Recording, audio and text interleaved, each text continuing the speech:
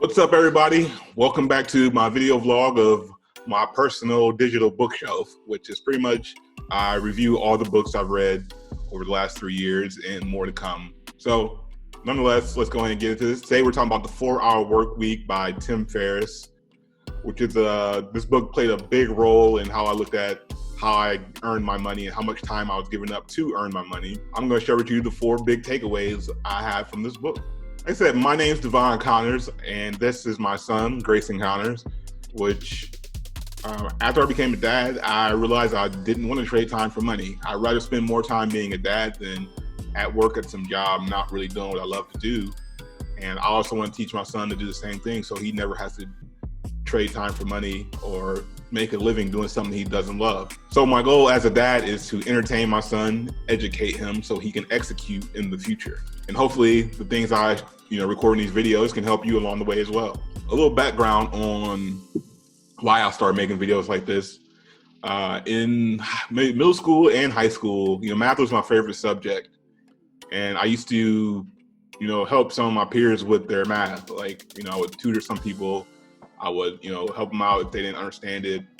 Some people just copied, who cares? But nonetheless, I understood math. I understood school. I was a very good student.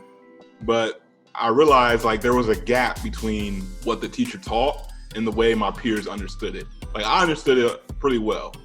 And it was very simple. It was always simple for me. But I realized the gap between the teacher and my peers, the message wasn't hitting the same.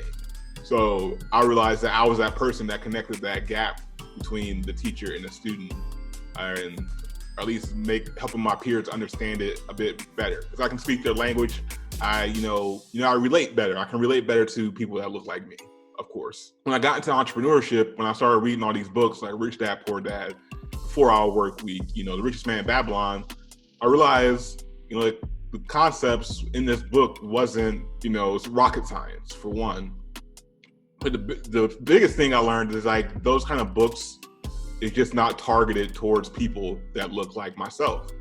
So that's why I wrote my own book, An Hour Play Keeps the 9 to 5 away. That's why I make these videos as well. So I just want to take whatever I'm learning or any skill that I have that may benefit to other entrepreneurs or other people like myself that maybe aren't going to go out and read these books because it's not directly targeted towards them, but maybe I can they'll take that information from me.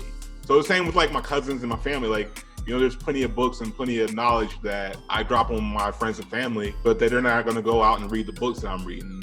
But I'm okay with that. I like being that guy. I like being the guy that goes out, figure out the tactics and the strategies and bringing it back to my people. So that's why I make these videos as well. Now, there is a lot of content in this book, but I narrowed it down to just the 4 to keep it simple. The 4 biggest things for me. And the first one is, overcoming fear. What is the worst thing that can happen if you quit your job and try to start your own business or create an online income? What is the worst that can happen if you take that vacation you've been thinking about or, try something you really enjoy to do? Yeah, you could possibly fail, but I feel like if you're not attempting to do those things in the first place, you already failed as it is. Because you just sit there and wonder, what it would have been like or what would the possibilities been. No better way to just go find out and try it.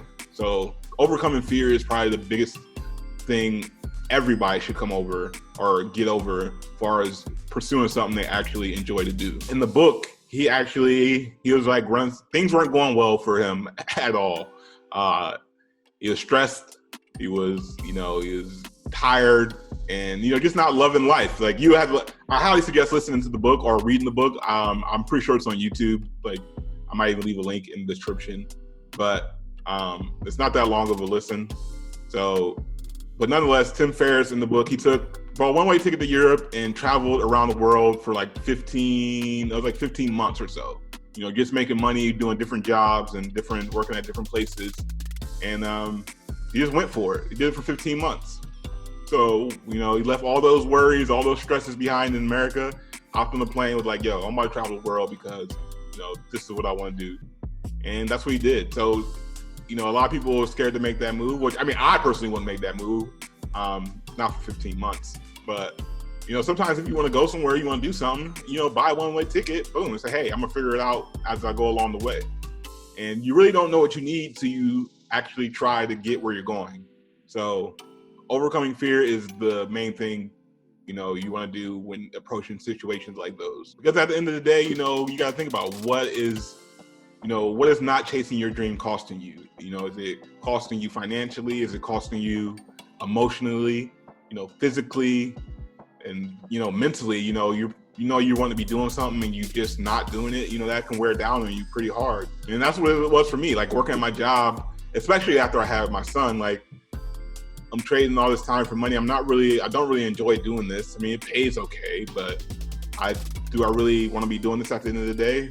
No, I'd rather be at home being a dad with my son, hanging out with him, doing cool stuff like, kid stuff, beating on drums and stuff like that. But yeah, if you're not really doing what you love, I think you're already dead in some sort of way. You're not really living if you're just doing what's safe or doing what other people want you to do. You got to do what you want to do at the end of the day, because you're the one that had to live with it. The second takeaway was automating your income. That was huge. And this is even why I got into entrepreneurship in the first place. Like, I didn't want to have to go out and work for my money. I'd rather have a website or, some kind of digital asset online selling, because internet never shuts off. It's on 24 hours a day, 7 days a week. So, which means you can have your website or your product on the internet selling 24 hours a day, 7 days a week. Automating your income is a huge thing. And my thing is, I didn't want to have to worry about money. I don't want to have to think about money, like, in that sense. I want to plan on how to get it, but I don't want to have to think about, like, man, I got to go to my job or I won't be able to do this, or I gotta do this so I can pay the bills, or I gotta do this because I can take care of my son. Like, if I just take care of money up front and automate it, boom. I don't really need to do anything else but keep doing what I'm doing and doing the stuff I really enjoy, like making videos like this. So there's plenty of digital assets you can create online. I mean, I always suggest ebook as the first way to go, because it's very little overhead. But you can have a blog. You can have affiliate marketing business, which is pretty much promoting products that you use and getting a commission from that is something I do. That's a very passive one that I do. I don't do aggressively, but when I help out people, I refer them to certain products and I get a piece of commission. Not because they give me money, but because I use those products as well. You can sell a t-shirt. I have my t-shirt here. My business is my brain in money form. It's Wealthy Delivery, official classic t-shirt right here. But there's so many different ways you can make money online and create a digital asset for yourself. So many people are like, oh, I need my retirement, or I need this and that. Like, it's 2020, the world's going completely digital. And if, especially with the whole COVID thing, like, I think it's a smart move that people start really looking at digital assets they can create, rather than, selling physical products even, with shipping and stuff like that. I'm not knocking that stuff, but, that's whole dynamic of business has changed due to coronavirus and things like that. So a digital product, I don't have to touch it. It's delivered automatically when somebody buys my stuff. So, and I don't have to worry about running out because it's digital. Everybody who buys it can get a copy. So digital assets are really, really good. And that's what I help people do. I help people think and, create digital assets that helps them stop trading time for money. So my first suggestion will always be an ebook. Like I said, it's very little overhead. Like to host everything I need for my ebook or to promote and sell my ebook is like $130 a month. But you can sell an ebook, say you say 5 sales a day at a $25 ebook, your cost is covered in one day if you promoting it right to your audience. But it's an asset. Now you're waking up to something like, hey, I made 5 sales a day. Hey, I made 10 sales a day. Instead, man, I gotta go out and I gotta work for this money. I gotta go work for this. And then you're still 2 weeks behind because the paycheck comes in 2 weeks. With the digital asset, hey, I made this today. And I can take it out and go get my son some ice cream or something along those lines. The third thing I learned and took away from for our work week was outsourcing. As an entrepreneur now, I do not do everything in my business. It's impossible. The key for any business is to work on your business, not in your business. I didn't want to be an employee of my business. I wanted to be, the idea in the brain and just do the parts that I enjoy. Prime example, this even started when I was a kid. So back in the day, I hated doing the dishes. Like I still hate doing the dishes to this day, honestly, but I'll do them just because I don't like seeing dishes in the sink. Thank you, Mom, who turned me into that person. Why would I want to do dishes? Why? So, but back when I was a kid, like, you know, I would see dishes in the sink. I'm like, man, I know I'm going to be the one that have to do those dishes. And chances are, like, as soon as I'll be like playing the video games or something like that, be right in the middle, I'll be like, my mom would say, hey, Devon, I need you to do the dishes or something like that. I hated doing the dishes. Then I hated like when I had to do them and I'm in a good part of the video game. So what I did, I used to pay my sister to do the dishes. This was my first time of, or really where my outsourcing journey began. I didn't realize it at the time, but now today in 2020, I realized that was my first outsourcing. I was my first, leadership role of, I would pay my sister because, she wanted the money, made her happy. And my mom was happy because the dishes were done. And I was happy because I got to play video games more and do the stuff I really enjoy. So it's a win-win-win. And I realized, that's the same deal with your, your business. So a lot of stuff from my YouTube channel, like my thumbnails, sometimes I'll outsource that. I'll go to like Fiverr.com, especially for my video game content. Sometimes I do like making the thumbnails, but for the most part, I really just go ahead and outsource that to Fiverr. And especially if I'm like behind, like I got a lot of videos, but I need a lot of thumbnails made up, I usually go to Fiverr and be like, hey, I need this. And I got a thumbnail. I got a guy that I use a couple times. He does a really good job with thumbnails. But I mean, for me to make a thumbnail, really make it look nice like he does, would probably take me all day. But I can pay this guy $10 and he can do it in like an hour, which to win. Like that leaves me more time to go actually make content and play more video games as well. So outsourcing is definitely a big key. And so that even goes into like automation of your business. Like if you have a website, that's pretty much outsourcing the selling. Like, if you use a sales funnel to sell your books, you pretty much have an employee that sells your book or your product for you online versus having like a physical live person selling for you or selling yourself. So outsourcing is a big thing I learned in that book. And then the fourth thing was just time versus money. Like this is really where my beef comes in with school. We're so taught to like, hey, you get this $25 an hour job and you work 12 hours, just so when I work nights, just to bring it full circle, I work 12-hour shifts. I was making about $25 an hour, decent paying job. So that's about $300 a day. But when you're online or when you have your own business or pretty much when you're selling a product, I can take a $25 product, AKA an ebook, and sell it to 12 people in 1 hour. And that's where the big shift really changed for me. Like, yo, I'm not about to, I'd much rather do that. I'd much rather make $300, taking some time, recording a video like this, putting it on my Facebook page, my YouTube channel, or wherever, putting it out to an audience that's interested to sell my products, sell my brand, sell things I really believe in, wear the things I want to wear, and make $300 an hour versus spending 12 hours to make $300. And once I did this, I was never the same. Like I knew I would never work for anybody else ever again. I would just sell a product that people needed. So would I rather spend 8 hours a day, 12 hours a day working for somebody else, or spend an hour, recording a video like this, editing it up, slapping on my social media site, and then go out and hang out with my son for the rest of those 7 hours, So that's kind of, that's 7 hours back of being a dad every day, or more like 11 hours. I really don't know. I want to say something right here. This might make you all think. Life is not really long. Let's say the average person 30 years old. If you're 30 years old, you are not but about 7 years old. How can I prove it?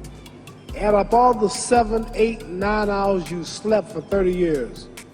Out of 30 years, add up all the nights, last night when you went to bed and woke up this morning, you don't remember a thing. You've been unconscious for about 8 years. If you're 30 years old, you slept about 8 years. Okay. How much traveling have you done in 30 years? From the television station to home, to another country, to another city, to school, to church. You've probably traveled 2 years of your life or spent just getting back and forth to where you're going. So there's 8 years of sleeping, 2 years of traveling. There's 30 years out of your life before you accomplish anything. How long do you sit in school? In America, we stay in school from the 12th grade from the 1st grade to 12th grade. Same here? Yeah, virtually. 6 hours a day? Yeah. 6 hours a day for 12 years, break it down, you sat in the classroom for 3 years without leaving. Okay, 2 years of traveling, 8 years of sleeping, 3 years of school. How many movies have you went to? How many wrestling matches? How much entertainment? How many movie theaters, live plays, baseball games? Probably 2 years of entertainment. So by the time a man, you older people know him, bear with us what I'm saying, by the time you have children, by the time you have made a way for your children, by the time you've paid for your home, you're pushing 60 years old. So life is real short. So you add up all your traveling, add up all your sleeping, add up all your school, add up all your entertainment, you've probably been half your life doing nothing. So what am I'm 35 years old, 30 more years I'll be 65. We don't have no more influence. We can't do nothing much at 65. Your wife will tell you that. So what I'm saying, when you're 65, ain't too much more to do. So did you know I'll be 65 in 30 more years? In those 30 years, I have to sleep 9 years. I don't have 30 years of daylight. I have to travel back to America, take 6-7 miles. All my traveling, probably 4 years of traveling in the next 30 years, about 9 years of sleeping, television, movies, entertainment, about 3 years of entertainment. Out of 30 years, I might have about 16 years to be productive. So it's how we can all break individual lives down. What am I going to do in the next 16 years? What's the best thing I can do? You know, I was working 12s. So now I'm working 1s. I usually give 1 hour a day to my business. That's where an hour of play keeps the 9 to 5 away came in. That was the idea and the concept behind that book. Because I spent an hour playing video games, hour working on my business, hour, you know, every single day working an hour on something I wanted to improve. And that's essentially it. That's really what I got from the 4-Hour Workweek. It's a great book. Definitely check it out. Like I said, these kind of books, I just feel like it's not targeted towards people like us or people that look like me. You know, I'm Black people. So, but the information is still great and the information is the same. And I'm not saying it's not targeted towards us on purpose. It's just the way the world works. So, but nonetheless, if you're interested in creating a digital asset for yourself, go ahead and go to wealthydelivery.com.